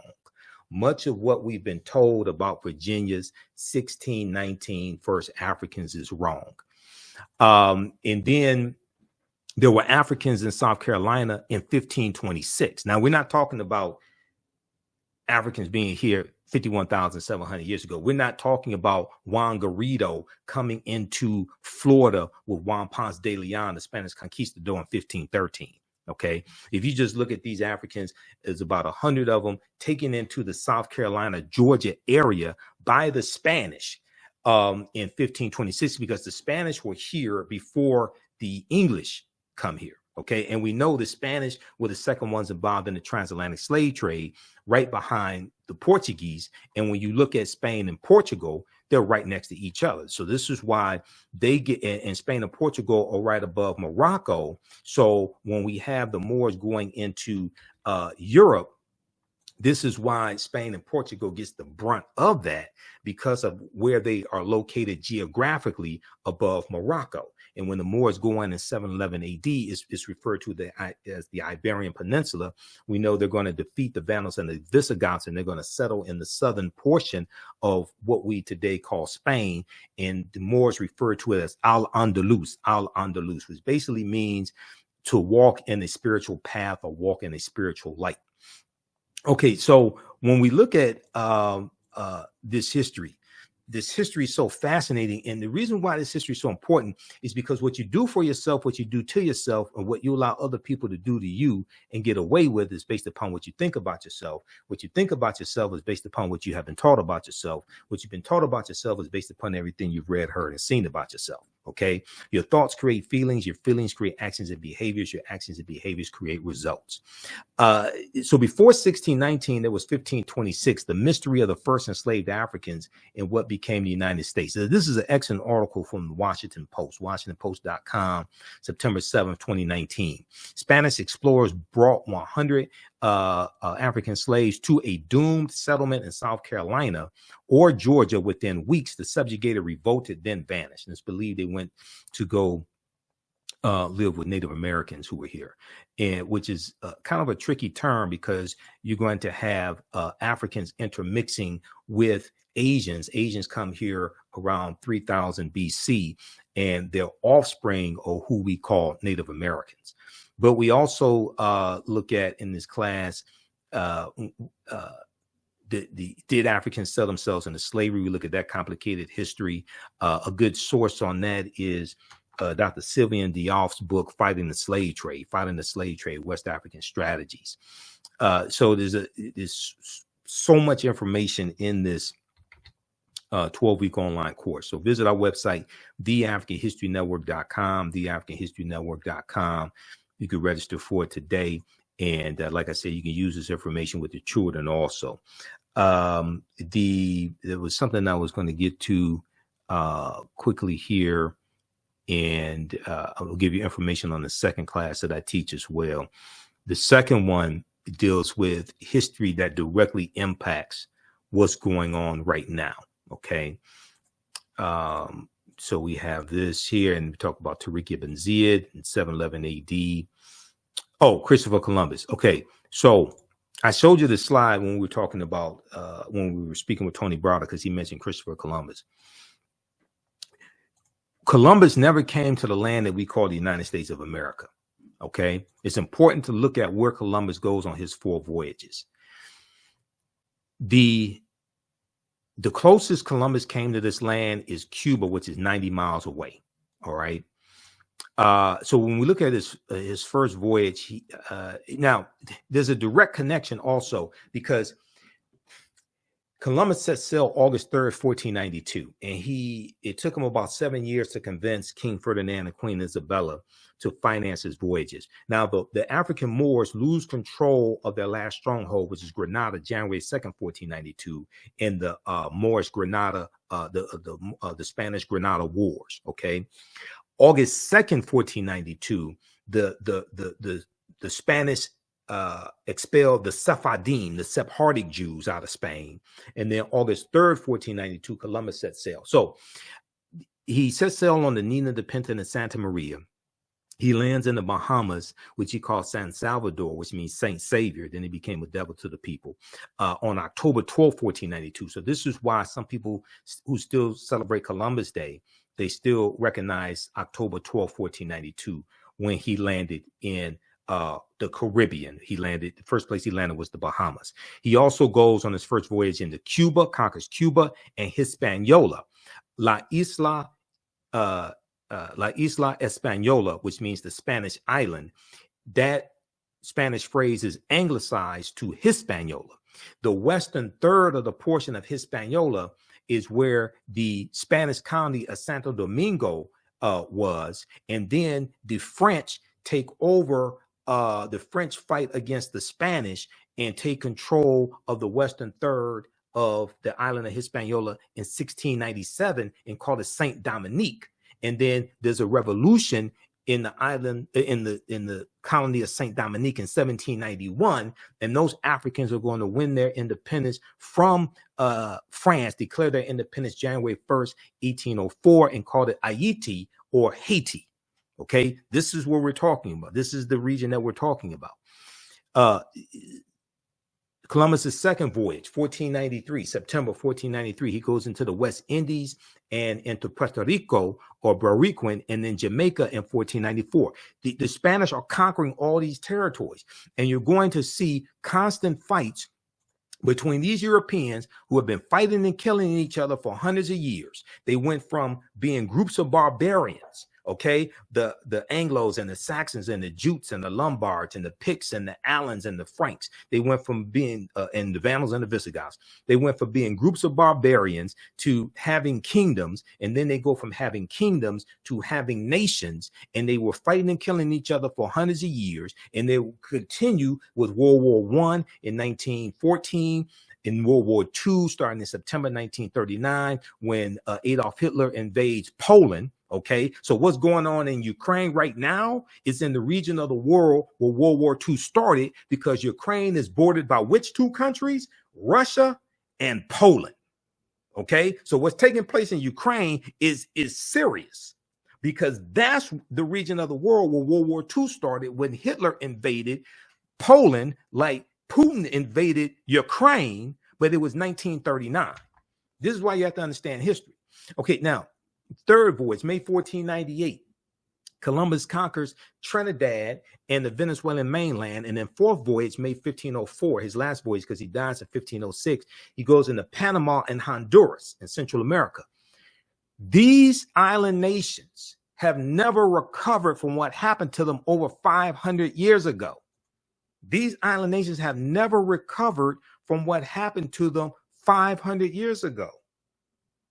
And Columbus helped to laid the foundation for slavery, racism, capitalism, and the exploitation of indigenous people, which would then lead to Right Reverend Bishop Bartholomew de las Casas going to, he goes to the Pope right around 1517 or so, and says that the Native Americans have suffered enough, and that we need to stop enslaving them and enslave exclusively African people, but also to a lesser extent white people as well. He says that, but it's going to be more extensively African people. He said they needed to save the Native American souls. They needed to save the Native American souls. Okay. Slavery comes to the New World. African slaves were first brought to the New World shortly after its conquering by Christopher Columbus. Legend has it that one slave was included in his original crew, and they could be found on Hispaniola, site of present-day Haiti, as early as 1501. Upon his arrival in the Bahamas, and he arrives in the Bahamas, like I said, October 12th, 1492. Columbus himself captured 7 of the natives. Columbus himself captured 7 of the natives for their education, quote unquote education, he said, on his return to Spain. However, the slave trade proper, what's known as the slave trade proper, only began in 1518 when the first African cargo direct from Africa landed in the West Indies. So this deals with the Asiento de Negros, signed into law by King Charles V in August of 1518, which gave a license to slave trading nations and slave traders to provide Spanish colonies with African slaves. This drastically expands the transatlantic slave trade, the Asiento de Negros. August 1518, signed into law by Spanish King Charles V, sometimes called King Charles I. The importation of African slaves to work in the Americas was the inspiration of the Spanish Bishop Bartholomew de las Casas, whose support of African slavery was motivated by humanitarian concerns. Bartholomew de las Casas argued that the enslavement of Africans and even some whites, proving that in the early period, slavery did not operate according to exclusive racial demarcations, would save the indigenous Amerindian or American Indian or Native American populations, which were not only dying out, but engaging in large scale revolts and rebellions. Okay, large scale resistance as they opposed their excessively harsh conditions. As a result, King Charles V, King of Spain, agreed to the Asiento de Negros, or slave trading licenses of 1518, which later represented the most coveted prize in European wars, as it gave to those who possessed it a monopoly in slave trafficking. Well, Bartholomew de las Casas traveled with Christopher Columbus on some of his voyages, and he kept a diary, okay? And his diary was turned into at least 2 books. I read 2 of his books when I was in college, okay? Like Tears of the Indians or Tears of the Indies, something like that. So Columbus and de las Casas are crucial to understanding the transatlantic slave trade and its expansion. So this is why we have to look at this history chronologically. Professor Kabahayawatha Kamene, who's one of my teachers, and you've heard many of my interviews with him over the years, he says, to understand the existence of something, you must first understand the pre-existence of existence, okay? All right, so if you like this type of information, you can register for this online course now. You can start watching it immediately, okay? And we have a lot of archive content there. This is understanding the ancient Kemet, the Moors, and the Ma'afa, understanding the transatlantic slave trade, what they didn't teach you in school. How's everybody doing today? How you all like this type of information? Give us a thumbs up, give us a heart, give us a like. Now, I got to pace myself because I got to teach a 2-hour class as soon as I finish this broadcast. See, y'all got me going. I have to pace myself. Then I have to do a 2-hour radio show tonight, okay? So I'm going to be knocked out after my radio show is over with. We do our radio shows Sundays, 9 p.m. to 11 p.m. Eastern Standard Time. Okay, so ancient Kemet, the Moors, and the Ma'afa. Kemet, one of the original names for Egypt. This is a 12-week online course. This time around, we'll do at least 13 sessions. Okay. It's on sale $60, regularly $130, one of the best investments you ever make. And it's the gift that keeps on giving. If you want to give this as a gift to somebody, you can. You can use this registration with your family. You can use this with your children also, because I would say the content is PG-13. It's not overly graphic. I don't do a lot of cursing or anything like that. All right. And I do a PowerPoint presentation with book references, articles, video clips, excerpts of interviews I've done with some of the scholars as well. Register for, we have a bundle package. You register for both classes for only $100. So this one and the second one that I teach, Black resistance movements from the Haitian Revolution, U.S. Civil War, Civil Rights Movement, and Black Power Movement.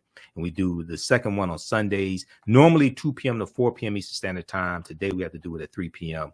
because I had to do the interview with Tony Browder. And I've been talking to Tony about doing an interview with him probably like 2 years. And I said, so when I talked to him Friday when I was on Roland Martin show, we were texting back and forth, talking about Queen Cleopatra, some other information. And I said, okay, so would you be available for me to interview this weekend? And he said, so we'll do Sunday at 1 o'clock. I said, okay, I'll rearrange things, because I was trying to catch him before he went to South Africa a few months ago, and we weren't able to do it. So I said, I gotta go ahead and do it. Okay, now so how you all like this type of information? Give us a thumbs up, give us a heart, give us a like, follow us on our social media platforms. YouTube, Michael Imhotep, IMHOTEP. Turn on live notifications so you know when we go live. If you want to support us, also do it through Cash App or PayPal as opposed to YouTube. YouTube takes a third of whatever donations we get, and they only pay out once a month. Okay, Cash App and PayPal is immediate, so we can use that to cover expenses. $, the AHN show through Cash App, and through PayPal, paypal.me/the AHN show.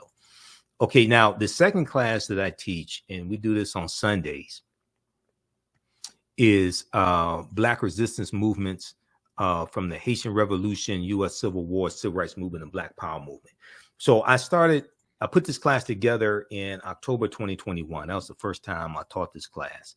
And the reason why I had to put this class together is because I had so much information that I wanted to cover as an extension of the first class to really understand this history that happened from 1800 to 1968. I didn't have enough time in understanding the transatlantic slave trade to cover this information like it should be covered. So I had to create this second class so we can go through and look in depth at this history chronologically from 1800 to 1968, 1970. Okay. So, and we see that this history puts us directly on a trajectory to where we are today. All right. Now, when we talk about the voter suppression tactics that are taking place in these former Confederate states, when we look at the political violence that's taking place as well, we see this is reminiscent of the Reconstruction era. Okay, this is reminiscent of the Reconstruction era, 1865 to 1877. Okay, so I'm going to show you two quick references here, and then we have to get out of here because I got to teach a class also, and I'm going to have to take a nap sometime today because I got to get ready for the show tonight as well. And if there are other people that you want me to interview, email me through the website, theafricanhistorynetwork.com, or email me at ahnshow@theafricanhistorynetwork.com. If the other people you want me to interview are the scholars, email me. Also, if you want to advertise with the African History Network, email us as well. Our current promotion is buy 1 month, get 1 month free. And we have the information on the homepage of our website as well. So African-American business owners, you can advertise with the African History Network. We have 3 different ad packages for you to help you as well. Email us through the website or at ahnshow@theafricanhistorynetwork.com, whether you have a brick or mortar store or a e-commerce store. Okay. So if we look at this, so the second class here. And let me pull this up here. Okay, Black resistance movements. All right. So, introduction to this class. In the aftermath of the January 6, 2021 insurrection at the U.S. Capitol building, and we know African American men participated in building the U.S. Capitol building. Many leading historians drew parallels between the violence that we saw January 6, 2021, and the period of political revolution. Drew parallels between the violence that we saw January 6, 2021, and the Reconstruction era. Reconstruction is 1865 to 1877. Okay, 1865 to 1877, and this was the period of political revolution directly following the U.S. Civil War, which is 1861 to 1865. So this 12-week online course that I teach and developed the curriculum for analyzes U.S. history primarily from the African American perspective, beginning in the period looking at 1800 to 1856, 1865, leading up to the Civil War and the end of the Civil War and the ratification of the 13th Amendment, December 6, 1865, when Georgia ratifies the 13th Amendment. We'll look at the Reconstruction era, 1865, 1877, the Red Summer of 1919, which was the year after World War I ends, and you have about 25 major race riots across the country. We look at World War I, 1914, 1918, the Great Migration, 1915, 1970. 6 million African Americans migrate from the South up north and out west. The Great Migration totally changes the history of this country. World War II, 1939, 1945, the Civil Rights Movement and the Black Power movement. Okay, so we look at history 1800 to 1968. We start with the Haitian Revolution and the Louisiana Purchase of 1803. Because the Haitian Revolution and the Louisiana Purchase, those two events are connected. Napoleon Bonaparte, and we know Napoleon conquers Egypt in 1798. Napoleon is trying to raise money because the French are almost going bankrupt trying to fight the Haitians in Saint Dominique in Haiti. So they sell the land that Louisiana has here in the land we call the United States of America. They sell what's known as the Louisiana Purchase, the Louisiana Territory, 828,000 square miles of land for about 3 cents an acre. Okay. And this doubles the territory of the U.S. at the time, the Louisiana Purchase. This is looked at as one of the most significant things that President Thomas Jefferson did as president. The Louisiana Purchase of 1803 brought into the United States about 828,000 square miles of territory from France, thereby doubling the size of the young republic, the United States. What was known at the time as the Louisiana Territory stretched from the Mississippi River in the east to the Rocky Mountains in the west, and from the Gulf of Mexico in the south to the Canadian border in the north. Part or all of 15 states were eventually created from the land deal, which was considered one of the most important achievements of Thomas Jefferson's presidency. Okay, but we know France had no claim to the land because there was stolen land from Native Americans and Africans who were here. So you have one thief selling the land to another thief. This is the Louisiana Purchase. Okay. All right, now let me go back to this other slide, and then we have to get out of here. Okay, because I'll get going. I'll be here for the next 2 hours. I mean, this is the type of work that I do. So this is my life's passion, my life's work.